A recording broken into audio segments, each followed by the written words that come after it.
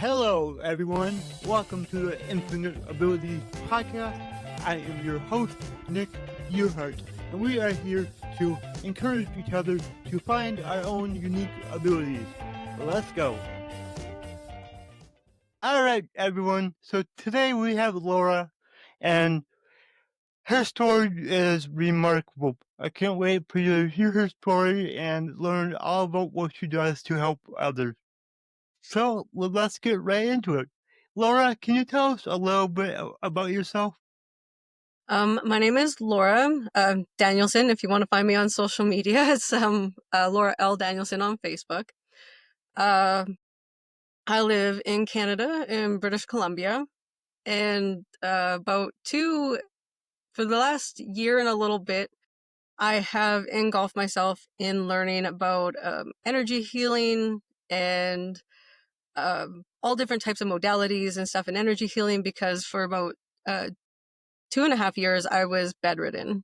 So I couldn't get out of bed. I needed help to get dressed, to shower, and all of the things, all of the necessities of daily life. I was uh, really incapable of doing myself for quite some time. So I had kind of all but given up on like what life was supposed to look like for me. And when I come across the process that actually like elevated me and took me out of my pain, I like really just dove into it. And so for the last year and a bit, since I've actually had my health back and the ability to move and, get out of bed and all the fun things that you expect to be able to do at 40. Okay. like, I know that, I have had different perspectives of looking at age as I've grown up, but, to be in my 40s, I'm like, I didn't expect that to be a point in my life where I wasn't going to be able to get out of bed. So, Yeah. it was a really hard reality when the pain meds started to take my mind away, when and still not be able to do anything physically, like when my brain kind of went with the drugs that they were giving me and all the prescriptions, and all of a sudden I couldn't do any of it. I couldn't work online. I couldn't work, and I've always prided myself on being an independent individual where I could, if any, I didn't expect anybody to support me, like I didn't want to fall, like I've always just done everything that I could to support myself, no matter what the situation in my life was. And going to work and doing heavy labor jobs were, my fallback.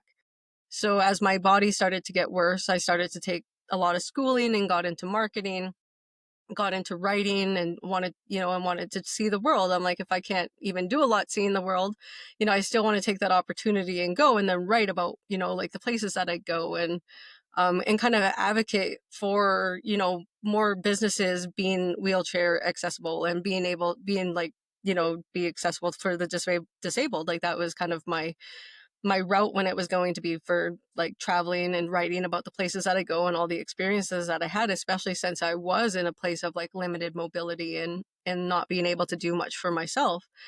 Uh, and then when they started upping my painkillers and making things, it just made things so much more hard because I couldn't think anymore. So writing was out, the marketing was out. I did it for a little while, and then as I stopped taking those pills and everything kind of started coming back to me, I was still in a lot of pain. Like I stopped taking the painkillers long before my pain lifted, and switched to something a lot more natural. Being in Canada, it's nice because like THC and CBD and stuff is all legal and on our shelves here. So it was but it was interesting to me because CBD is actually a lot more accessible in the United States and in the areas and stuff like that than it is up here. But it was my go-to when I could afford to do it because of course it's not covered by any healthcare or anything like that. So I was kind of just forcing myself through the pain as I was doing things, but it got to a point where I had to shut everything down. I couldn't work. I couldn't do anything physical. I couldn't do anything mental. So I kind of gave up on everything. And So, yep. what caused all of that? Like, what happened? I was in a car accident when I was 15. and I smashed my head Okay. really hard into a windshield and almost went through it, but my seatbelt locked. And so after my head got crushed, they said I was about a centimeter from actually snapping my neck.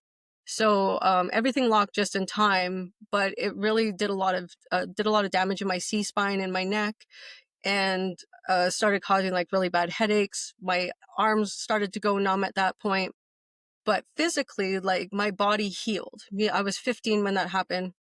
And physically my body looked fine. Like whenever I would go to the doctors and say that, hey, I'm still having like a lot of numbness and a lot of pain, they would send me through all the x-rays and the tests, but never come back with anything.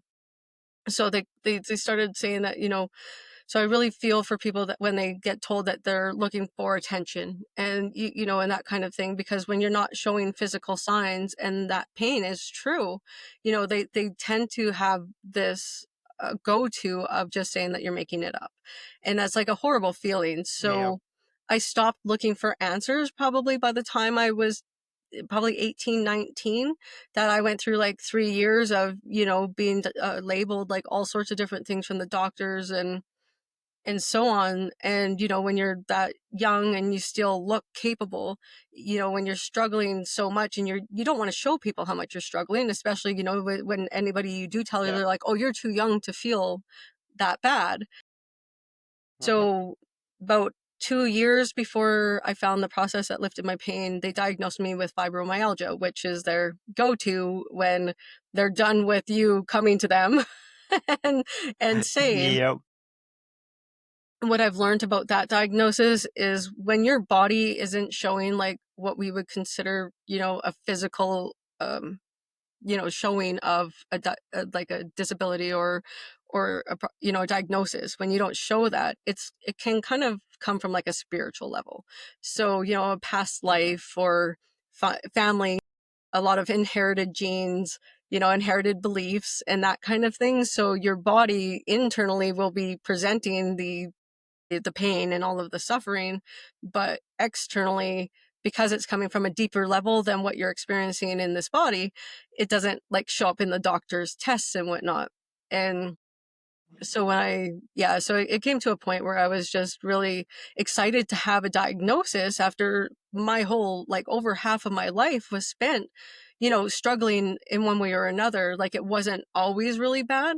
The last 2.5 years, I had experienced some stress. And they say that like when you get into high levels of stress and, things aren't Yep. going your It makes way, everything worse. everything works, right? So Mm-hmm. with that, being at the forefront and just like big life changes. And they were great life changes. Like I left a bad situation and I came to a beautiful place, like living in British Columbia. It's absolutely beautiful and amazing.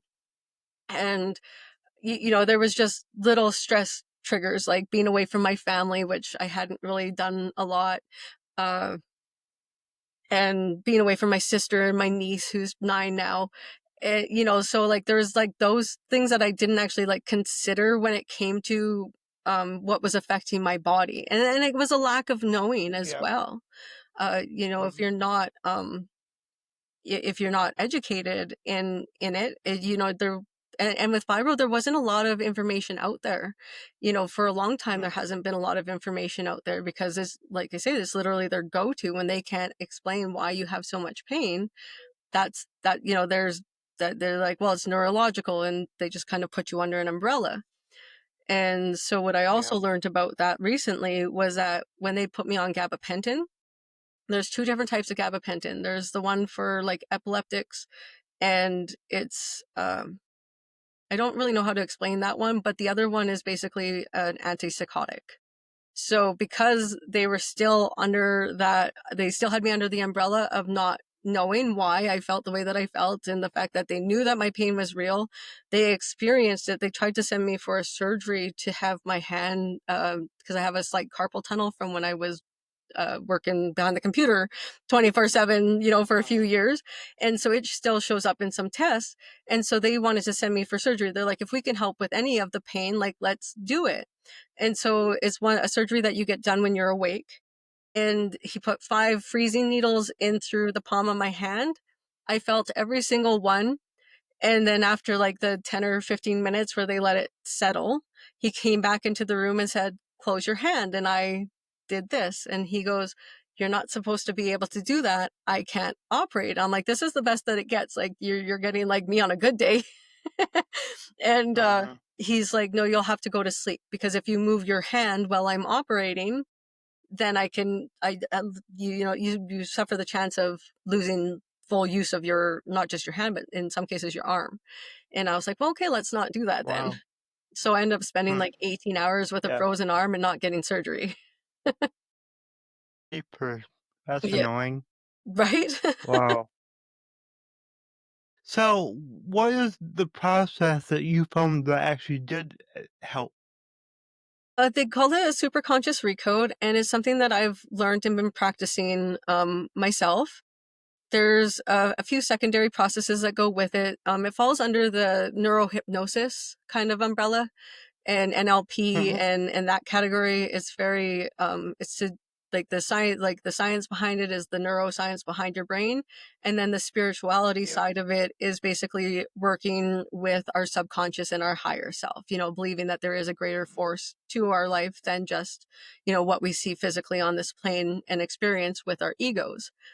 uh Yep. so yeah, so he called it. So I mean, I haven't really thought, like, I want to kind of, I guess, because I use it a lot, and I use a couple of the other modalities that I've learned in with my energy healing and reading people's energies. So I've kind of like mixed it all up into my own thing, but essentially Hmm. is going back through time and space and helping you heal not just your own traumas, not just the things that you've faced in this lifetime, but also past lifetimes and things that you've inherited from your family, taking some of the emotions out of some, like, the traumas that we've dealt with. And Yeah. like, so we part of being here on earth, right? We've chosen our path, we've chosen a lot of our experiences because of things that we're ready to learn, things that we're ready here to help heal our families and ourselves, from, yeah, again, like past traumas and stuff like that that we've experienced in different lifetimes. So when you choose your experiences, a lot of them are to kind of make sure you're sent off in the right direction, to meet the people you're supposed to meet, Uh-huh. to experience and heal the things that you're meant to Yep. heal. Instead, because of the way we're taught and because of the way our brains pick up information from the time we're a young child, we end up holding on to so much of that in ways that we're not meant to. If you look back at your timeline, if you look back at everything that's happened, everything that's going on, and you take the perspective of, I chose this, so why did I choose this for myself? It can really kind of empower you and give you your power back in making better choices for your future and how you respond and go ahead. But without that knowledge, Yeah. all of the traumas that we pick up, they end up in cellular memory, and it becomes Hmm. habitual to kind of live in those moments. And so the Yeah. negative mindset. And then there's always, of course, the fact that Hmm. if you look at it as we're like towers that emit, radio frequencies, that would mean that if we're emitting our radio frequency out there, it affects, the people around us. So if you can't always control the Yep. people that are in your environment, so you start to absorb some of that negativity, and all of the stuff that we're hanging on Yep. to, all of that negative energy becomes cellular memory. And if we don't know how to lift it out and send it out, that's what can cause a whole lot of physical pain, emotional pain, spiritual pain. And it's so the process in itself helps you go back, and including, like, how I run it myself is I do a timeline therapy where we pick an emotion that you suffer, that you find yourself in consistently, and we go through and we Hmm. heal the moments on that specific emotion. And I usually do two. When I start, I do anger and sadness, because they kind of go hand in hand. Once you alleviate the anger, your natural reaction is sadness, whether it's from the Yep. same experiences that caused the anger or different experiences. The anger essentially falls down into sadness, which can cause, like, into depression, especially if you're prone to depression, depending on, what ailments we're working towards, helping you get through. And so from there, after doing a timeline therapy, then that kind of opens up the communication between you and your subconscious, you and your higher self, kind of gives you a little bit more of a gap Mhm. to fill. So then from there, it's like kind of envisioning what you want for your future. And it can be something small, just, something good, something you're looking forward to, a place you want to go or something you want to have in your life. And so I'll take you and we'll sit in that emotion and put you through all of your five senses and discovering how that feels for you. And then once you're in that space, I take you back and we go through the recode, and we go back and we pick out we have your higher self go through, find all of the experiences that have brought you to where you are in your emotion and why you doubt you can have what you just envisioned. And we go back and we heal all of those moments. And that can include just this life, or I've gone through, I did one just the other day, and we went through multiple different lifetimes. We ended up in some family trauma that had kind of carried down genetically. And she ended up Mhm. releasing a whole lot of emotion coming out of it, which is beautiful for me to see. I love it when I get Yeah. through it and to see, you can just see the elevation and just the change in the aura of people Mhm. as they let go of some of the things that have really held on to them for so long. And so when I And got that those process things, done, oh, yeah, those things tend to hold you back your whole life. And I worked with many clients where we figure out like one specific trauma that happened. Usually they don't even realize that's what's been causing all this suffering their whole life. And it's like a light bulb in their head goes up, and they're just like, "I'm not that person." that's It's like, right. no, you're not. Now we can move on, and it's just incredible. And as a coach, it's the best feeling ever when you can help somebody work through something that significant. Absolutely. And if there's any, and the one thing that I think a lot of even coaches don't realize, but as you are going through some of those things with other people, if there's any mirroring, anything that, like that in yourself that you might have mirrored that you didn't know was there, even if it wasn't as heavy as Yeah, a experience, you release yeah. that, because as you're giving them the release, you naturally actually heal yourself from those similar releases. I've had that happen where I'm working with a client and we're working on their problem, and I figure out one of my problems. I'm like, oh, I gotta work on that one. But yeah, it's like you learn so much about yourself from helping others, and it's just beautiful. It is. It absolutely is. It's amazing, like when you really start to learn the energy side of it and realize that you're a magnet. You attract in everything that your whole frequency, everything, all your energy, where you are in your head is what you're bringing to you. We manifest all of the time, which is part of the problem. Like when you're manifesting all the time, if you're having a struggle staying in that positive momentum, then you beat yourself up for not being in that positive momentum. But it's just being Yeah, aware, finding that awareness and being able to utilize that awareness to change, over time, because it's all habits. We weren't born into a negative mentality. That came over time with, experiences, things we were taught, what we seen. We could have misread a situation, and it sat negatively in your head for so long that it became a habit, and you don't even, like you say, you don't even know where it came from. yeah, exactly. I see it all the time. I see it in myself all the time. I'm constantly working on myself. I have a coach. I have multiple coaches. I have one for the more, you know, personal side of things. A life coach. It's just, it's just incredible if you just keep improving yourself, and the better that I can, I can be myself, then the better that I can help my clients and everybody that I interact with every day. So it's really awesome. It really is. And there's one cycle that you can find yourself in though, and this was interesting that you said this, because like the gentleman actually that I ran through the process, that that he I went to his 5-day class that brought me into this work and shot me like really forward on all of this journey. Um, is getting caught in that cycle of always feeling like you need to better yourself and be better, because we Mhm, can get into that cycle of not feeling good enough and always needed to learn more to be better. Part of it is mhm, just we're mhm. releasing the programming. We are always our best selves. You don't have to be better. You are perfect the way that you are. And Yep. it's just releasing some of the programming, or essentially all of the programming that is over top of your perfect self.